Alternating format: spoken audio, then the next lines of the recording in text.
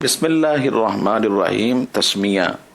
یہ پڑھنا تو یقیناً جائز ہے، اور اس کے جائز ہونے میں کس کو شبہ ہو سکتا ہے کہ یہ اللہ تبارک و تعالیٰ کا ذکر ہے، اور ہم ہر جائز کام کی ابتدا میں بسم اللہ الرحمن الرحیم پڑھتے ہیں۔ البتہ جہاں تک معاملہ ہے کہ قرآن مجید فرقان حمید سامنے رکھ کر لوگ کہا کرتے ہیں کہ بسم اللہ کا قرآن پڑھنا ہے، تو دیکھیں قرآن تو وہی آیات بینات ہیں جو اللہ تبارک و تعالی نے نازل فرمائی ہیں، اور ان کو پڑھیں گے تو ہم کہہ سکتے ہیں کہ قرآن مجید فرقان حمید پڑھا گیا ہے۔ اور ویسے بسم اللہ الرحمن الرحیم پڑھتے رہے اور آیات بینات پر انگلیاں پھیرتے رہتے ہیں تو اس سے قرآن مجید فرقان حمید پڑھا ہوا نہیں کہیں گے۔ جب ہم کسی کے ہاں قرآن کی تلاوت کے لیے جاتے ہیں، قرآن خوانی ہوتی ہے، بطور خاص بلایا جاتا ہے، طلبہ ہوتے ہیں، بڑے بھی ہوتے ہیں، چھوٹے بھی ہوتے ہیں، اور مخصوص ان کا یہی ہوتا ہے کہ بھئی ہمیں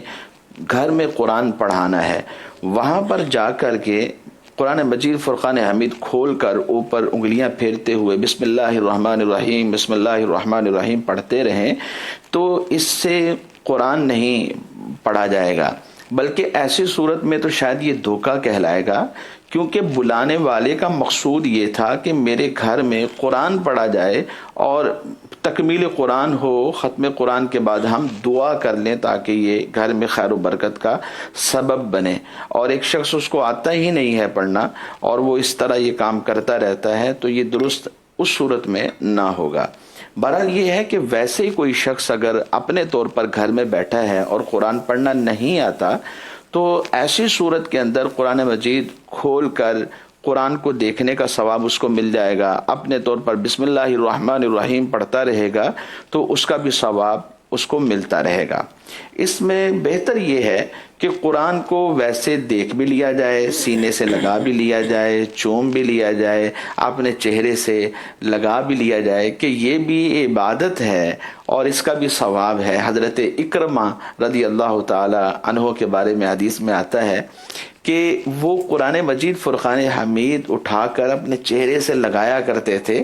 اور یہ کہا کرتے تھے ہاذا کتاب ربی ہاذا کتاب ربی، کہ یہ میرے رب کی کتاب ہے۔ تو اگر ہم بھی اس طرح کر لیں تو انشاءاللہ اللہ کی بارگاہ سے ثواب پائیں گے، اور قرآن سے اس طرح ہمارا رشتہ بھی مضبوط ہو جائے گا۔ اور اسی طرح جب پڑھنے لگیں تو یہ قرآن سے برکت ہم نے حاصل کر لی، اس کے بعد تسبیح لے کر بیٹھ جائیں یا تسبیح کے بغیر ہی بیٹھ جائیں اور بسم اللہ الرحمن الرحیم بسم اللہ الرحمن الرحیم پڑھ لیں تو انشاءاللہ اللہ تبارک و تعالیٰ کی بارگاہ سے اجر پائیں گے۔ ماشاءاللہ ماشاءاللہ۔ اچھا، آپ یہ ارشاد فرما رہے ہیں کہ اس کو جو قرآن خوانی میں جاتے ہیں اور بسم اللہ پڑھ کر اور وہ کہے میں نے پارہ پڑھ دیا،